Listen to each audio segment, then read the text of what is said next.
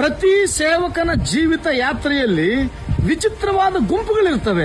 ಆ ಒಂದು ಗುಂಪುಗಳು ಹೇಗಿರ್ತವೆ ನೆಹೆಮೀಯನ ಜೀವನದಲ್ಲಿ ಸನ್ಬಲ್ಲಟ ಟೋಬಿಗಳು ಹೇಗೆ ಅವನನ್ನ ಎದುರಿಸಿ ಬೆದರಿಸುವುದಕ್ಕೂ ಕುಗ್ಗಿಸುವುದಕ್ಕೂ ಪ್ರಯತ್ನಿಸಿದರೋ, ಯೇಸು ಕ್ರಿಸ್ತರ ಕಾಲದಲ್ಲಿ ಯಾವ ರೀತಿಯಾಗಿ ಸದ್ದುಕಾಯರು ಪರಿಸಾಯರು ಯೇಸುವನ್ನ ತಪ್ಪು ಕಂಡುಹಿಡಿಯುವುದಕ್ಕೂ ಆತನನ್ನು ಅವಮಾನಿಸುವುದಕ್ಕೂ ಆತನನ್ನು ಸೆರೆಹಿಡಿಯುವುದಕ್ಕೂ ಪ್ರಯತ್ನಿಸಿದಂತೆ ಅಪೊಸ್ತಲರ ಕಾಲಗಳಲ್ಲಿ ಯಾವ ರೀತಿ ಸೇವೆಗಳಲ್ಲಿ ಈಗಿರ್ತಕ್ಕಂಥ ಪೌಲನು ಆದಾಗ ಆತನು ತನ್ನ ವಿಶೇಷವಾದ ಪತ್ರವನ್ನು ತೆಗೆದುಕೊಂಡು ಸಭೆಗಳನ್ನು ಕೆಡಿಸುವುದಕ್ಕೆ ನಿಂತವರ ರೀತಿಯಲ್ಲಿ ಈ ದಿನ ಕೆಲವು ಗುಂಪುಗಳು, ಕೆಲವು ಜನರು ತಾವು ಒಂದು ವಿಶೇಷವಾದ ಸೈತಾನನಿಂದ ಪತ್ರಗಳನ್ನು ಪಡೆದವರಾಗಿ ಸೇವಕರನ್ನು ಅವಮಾನಿಸುವುದಕ್ಕೂ ಧಿಕ್ಕರಿಸುವುದಕ್ಕೂ ಕೆಡಿಸುವುದಕ್ಕೂ ಪ್ರಯತ್ನಿಸ್ತಾರೆ.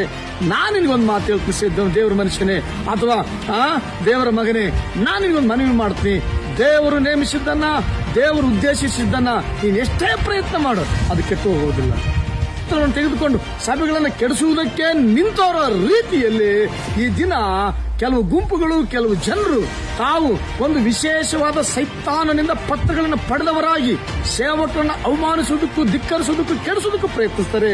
ನಾನು ನಿನಗೊಂದು ಮಾತು ಹೇಳ್ತಿದ್ದೆ, ದೇವರ ಮನುಷ್ಯನೇ ಅಥವಾ ದೇವರ ಮಗನೇ, ನಾನು ನಿನಗೊಂದು ಮನವಿ ಮಾಡ್ತೀನಿ. ದೇವರು ನೇಮಿಸಿದ್ದನ್ನ, ದೇವರು ಉದ್ದೇಶಿಸಿದ್ದನ್ನ ನೀನು ಎಷ್ಟೇ ಪ್ರಯತ್ನ ಮಾಡು, ಅದು ಕೆಟ್ಟು ಹೋಗೋದಿಲ್ಲ.